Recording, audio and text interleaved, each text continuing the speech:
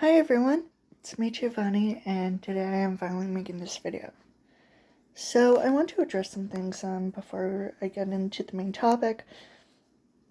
I watched in Paul's video, Impulse Evan's video about him being wrong about the mediocre melodies, and I just want to say that I don't want to be rude, but I have a feeling that he was a bit dumb about not remembering, or at least, talking about the other FNAF games. Like, considering one of the characters, Stan, being mentioned in Secret of the Mimic, we actually heard about the name Stan in FNAF 6 Pizzeria Simulator with the machine shop, Stan's Budget Tech. Apparently, Stan was an employee of Murray's Costume Manor, but he and another employee decided to quit and start their own machine shop, which was a machine shop in FNAF 6, Stan's Budget Tech. So I don't know why Evan was somewhat stupid about not remembering Stan's Budget Tech. This literally happens almost every single time. Like, for example, Security Breach, Ruin, and Help Wanted 2. People never mention the other games or remember certain details from those other games. Like, I seriously do not know why. Maybe they just didn't have all the information that they gathered, or they just don't remember that much. And that's fine, but seriously? Like, some of the time when people talk about FNAF and other future games, most of the time they talk about the books. And it frustrates me because the books are no longer considered canon. I mean, obviously. And even though I don't mean to gloat about it, I certainly would. Because I am not a believer of the books being canon. I mean, I understand the argument surrounding it, but I just don't believe it. Especially due to the stories surrounding the books, Vesper Frights, and Tales from the Pizzaplex. Sure, Scott said that some stories are canon and some stories are not. But which are they? All of them wouldn't even matter anyways. They're just no longer canon. I mean, especially Tales from the Pizzaplex. Some of them have their own stories that are just weird on its own. I mean, Fazbear Entertainment having apartments that have anime holograms. It's really weird. I mean, FNAF is weird in general, but still, the books are even weirder. And thankfully, Secret of the Mimic just doesn't mention the books at all. So, and the whole thing about, thankfully, someone made a YouTube video explaining that the books aren't canon, especially due to the stories in Tales from the Pizzaplex GGY. I believe GGY is not the same story in Security Breach, because I'm pretty sure that Gregory is not Patient 46. For obvious reasons. First off, he's a child. No child would have to go through therapy even if they don't have parents. And the book is completely different from the games. I mean, the therapists are supposed to be school counselors in GGY. But that doesn't even make any sense. And Gregory, okay, Patient 46 is completely silent. They don't want to say anything. They don't like candy.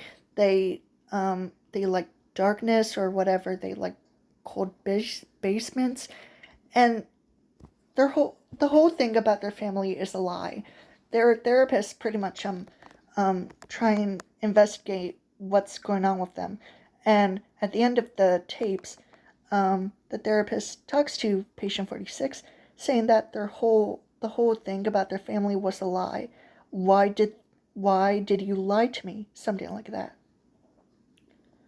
So Gregory being a child, probably homeless, or in the books, maybe a different Greg, being well off, wouldn't lie about his family. Like, we don't even know about the actual Gregory from the games, about his story, and if he has parents or not, because Vanessa says to Glamrock Freddy that there's no record of Gregory.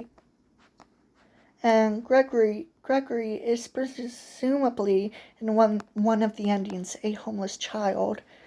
And he's able to drive a car and escape from the Pizzaplex.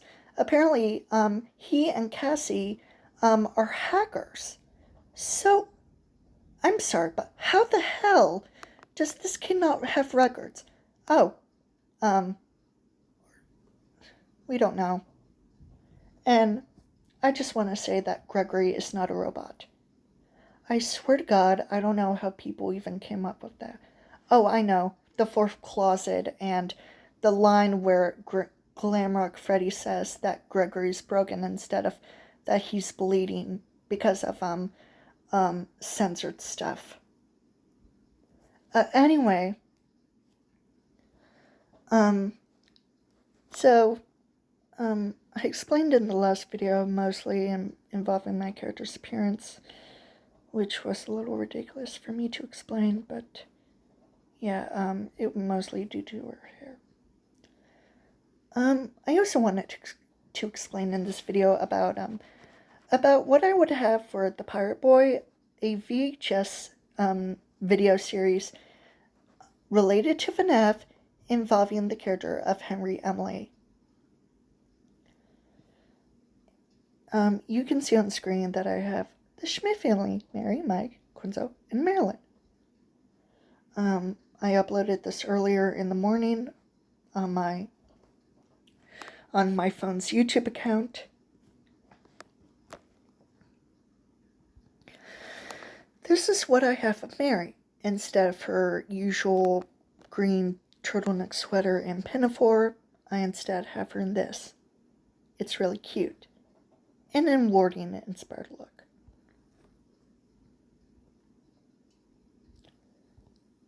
Then we have Mike, who looks great.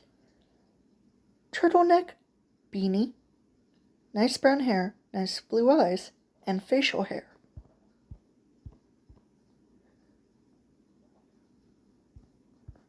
This is the hairstyle that I tried to create in AI. The half up, half down hairstyle for Quinzel. When I saw this picture, the hair looks great. It's good enough for what I imagined or tried to recreate from a picture that I saw on Google of this hairstyle for a bride. And the outfit, a black dress with the white neck scarf. And the face, it's okay. It will do. I like this. And you better like it. I think it's a good enough representation of the character. It's beautiful. And here's Marilyn. I had fun with this and seeing this picture. I was like, this is perfect. Like, okay, the curly brown hair I thought of Marilyn was something that would make her stand out, and this picture did not disappoint. I also have her hair in a braided ponytail instead of it being long and down, and she's wearing a simple 1950s inspired blue dress. She looks great.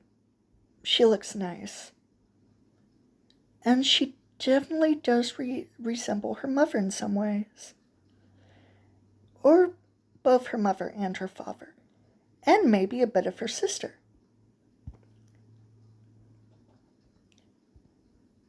Mary and Mike Kalosh, Quenzel and Marilyn. And here's the entire family. Don't they look beautiful? I think they look nice. Quenzel, my character, obviously, especially, of course, being great. She looks good enough for me. I just wish the rest of the hair was in the back, but AI sometimes doesn't understand some details, but it's fine. Mary looks perfectly fine the way she is. Mike looks great, and Marilyn does too. They look great. They look absolutely great.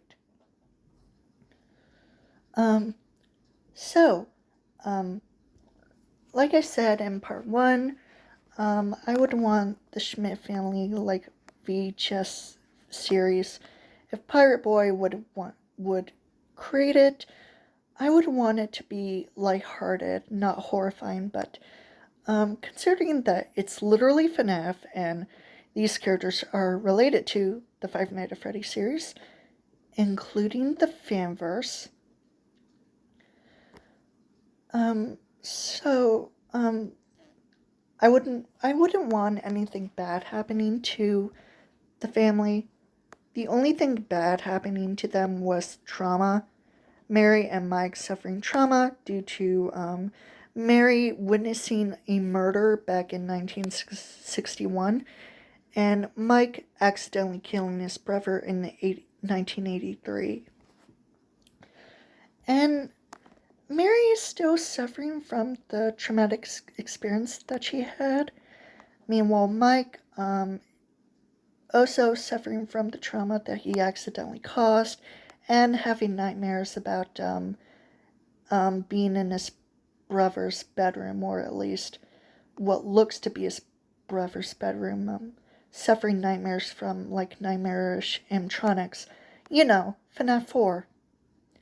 And as for Quenzel and Marilyn, they're children, and they have a good relationship, a good friendship.